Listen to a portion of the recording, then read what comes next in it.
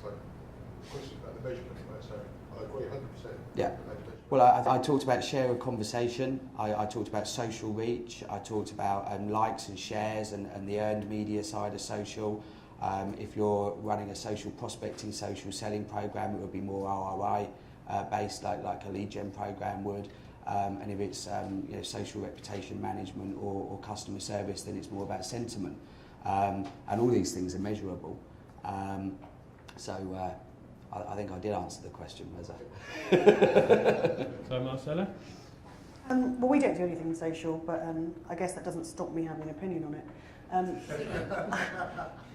I think that we're looking at it in a very narrow format here in B2B decision makers. And actually, if you look at social holistically, it's yet another channel in order to leverage some engagement and some actions from your target audience and secondary audiences. And I think we overlook the importance of it sometimes as a brand building exercise. But our expectations should be managed. I mean, that's part of the question as well. And I think that even if we go back to the kind of depths of consumer behaviour, even on an individual level, you're looking at people that are there in a mindset for a little bit of escape. And they're there to digest things and consume things quickly and also see what their peers in the marketplace are looking at. You know, we can't ignore LinkedIn and the sheer volumes of that database and the fact that people are proactively going and joining that community and user groups that exist on there. So the only thing is that I think the expectation should be that that you're either doing brand building or you're looking for sales leads, and they are going to be very different in the content that you use. But just for a bit of drumming up some advocates, I think it can be brilliant. You know, look at the IBM campaign on View from My Desk. I mean, you'd never think that IBM could humanise their brand so well. And I think that all brands have that opportunity if it's used correctly. Metrics, much like Neil, but social can also drive offline metrics as well. You know, not even just the followers that you get, but who signed up to your newsletter, how many spikes in web traffic have you had? And I think as long as people take a holistic view of those metrics and don't expect it to be very much a sales-led channel, then I think there's huge benefits to have from it, just for standing up for your brand. Right? Yeah, quickly, I mean, social definitely plays a part in the decision process. I mean, when you look at buyers and how they're consuming content, making decisions, they're obviously leveraging independent expert content, they're leveraging your vendor content, and they're certainly leveraging, peer-to-peer discussions. And, we all talk about social, and I think the first thing we think of is Facebook and Twitter.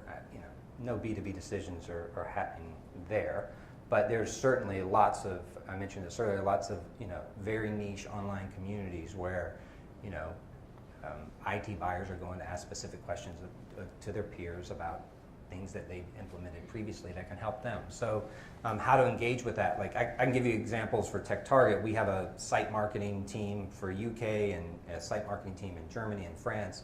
I mean, their job's to generate new members. They also manage all of our social. And every month we have a big meeting where they come in and they give me the full analysis on everything that they've done via promoting content for Twitter, what they've done with LinkedIn groups. We look at things like social shares. When someone comes from a content piece from LinkedIn or Twitter back to one of our websites, how many actions are they taking? And we're using all that to continue to tweak and apply those for the next month. So there's a lot of ways you can use social to engage with your current customers, with your prospects. Again, that's going to be a different content strategy. On the paid side, I'm not going to go into that much. We do incorporate social within our programs. People don't come to us and say, here's 25,000 pounds, I want to run a social campaign with TechTarget. I mean, we're constantly just incorporating lead gen and branding campaigns. So going back to Neil then, how do you value those metrics?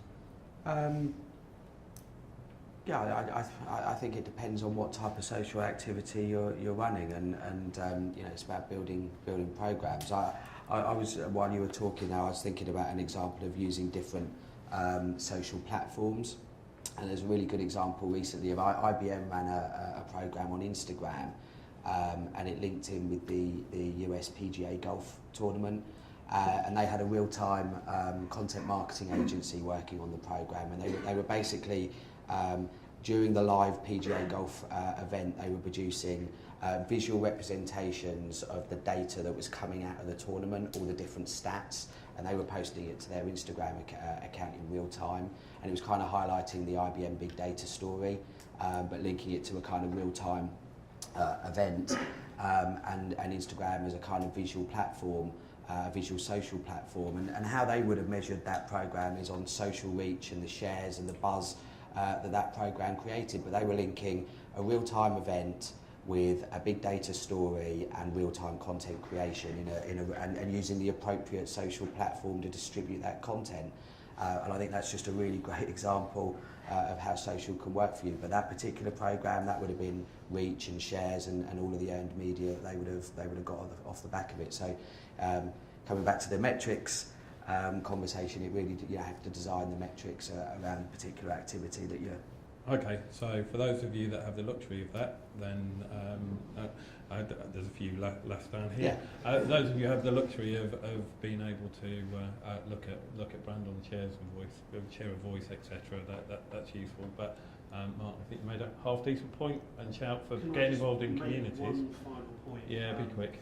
Just very quickly, I'd invite the lady to come and take a look at Spiceworks. We've got some user groups in public sector that you might be interested in.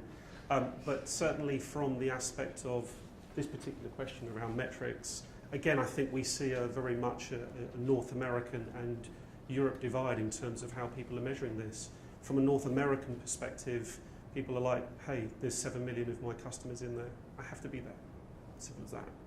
You know, they are there talking, making a huge number of conversations, buying around about what they're looking to buy, pain points, what they're doing. IT pros are putting up their actual, big topics and things and projects that they're doing. If you're not there where millions of your customers are, I can't give you a better metric than the fact that they're all there and you should be talking to them. They want you there. They want to engage with you. So ultimately, I think part of the question is around metrics and does this deliver ROI and can this give me sales qualified lead? It's just a completely different thing.